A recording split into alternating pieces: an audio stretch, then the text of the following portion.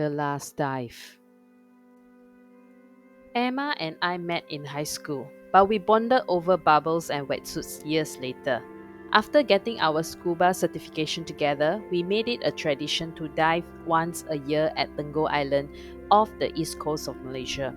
Crystal clear waters, untouched reefs, sea turtles that didn't mind a photo op. It became our happy place. By our fourth trip, work has messed up our schedule, so we went later than usual. Almost monsoon season. The dive shop warned us to keep an eye on the weather, but we were determined. The first 2 days were smooth. Visibility was decent, currents light, marine life thriving. Then came our final dive. We were all geared up when Emma realized she couldn't descend properly. Turned out, she had grabbed the wrong weight belt, a lighter one, which made her underweighted. The rest of the group was ready to go, so I signaled to the dive master that we'd catch up. Emma and I descended slowly, staying close to the reef wall on our left, as we swam in the direction the group had gone. The dive was beautiful. Angelfish swam between coral heads. We spotted two hawksbill turtles gliding like underwater ghosts. Everything felt calm. Still, 10 minutes in, no sign of the group. I checked my compass, still heading the right way. I signaled to Emma that we continue another 10 minutes. If we didn't catch up by then, we'd surface. When that time passed and we were still alone, Emma gave the universal thumbs up signal. We did our 3-minute safety stop at 5 meters, then surfaced. And that's when I panicked. We were alone. No boats, no fins, no bubbles. The nearest island looked about 500 meters away. The kind of not that far that feels infinite when you're floating in open water. Can you see the boat? Emma asked, clearing water from her mask. I turned slowly. Nothing, just blue. No, I said, trying to keep my voice calm. Let's head toward that island. The boat might be on the other side. I inflated my surface marker buoy and tied Emma's buoyancy compensator device strapped to mine. You don't swim, I told her. I'll drag you. Save your energy. Halfway there, I was exhausted, so she took over. We switched off every few minutes, keeping ourselves afloat, trying not to look as tired as we felt. After about 45 minutes, just as doubt began to creep in, we saw it. A boat. Emma started shouting, "Hey, help! Hey!" I squinted. There was someone on board, a silhouette, standing still. He didn't wave back. Let's get closer, I said, kicking harder. About 100 meters out, the man moved.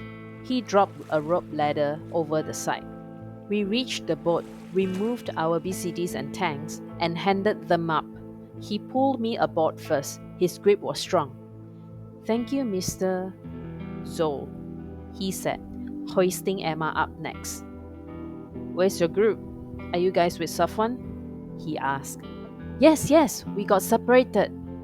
Okay, no worries, Zol said, nodding. I'll take you back.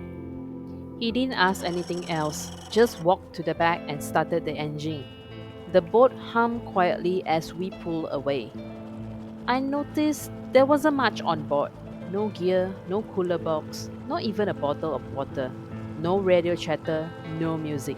Just Zol, steering in silence, humming a slow, off-tune melody. When the boat finally slowed, we saw Sea Wanderer, our usual dive boat. Divers were surfacing one by one, climbing back up. Zol didn't go all the way in. You'll have to swim over, he said, voice calm. I need to head back out. Thank you, I said. He nodded, already turning the boat around as we slipped back into the sea. Back on our boat, Emma was talking frantically to some of the divers, explaining what happened, how we got separated, how we drifted, how some men helped us. She didn't mention his name though. Our dive master looked at us and blinked. I thought I saw you trailing behind the group. We were, but we just couldn't catch up. Then we lost sight of everyone. We tried to laugh it off, but there was an edge in both our voices. Something about that whole dive didn't sit right. Later, when we were at the dive shack settling our gear and payments, I saw a photo pinned to the wooden wall. A laminated group shot from a year ago. A man in it caught my eye. A smiling man, arms around a few grinning tourists. I froze. That's him, I said, pointing. That's Zol, the one who helped us. Right, Emma? Emma looked at the picture. Oh, yeah, it's him.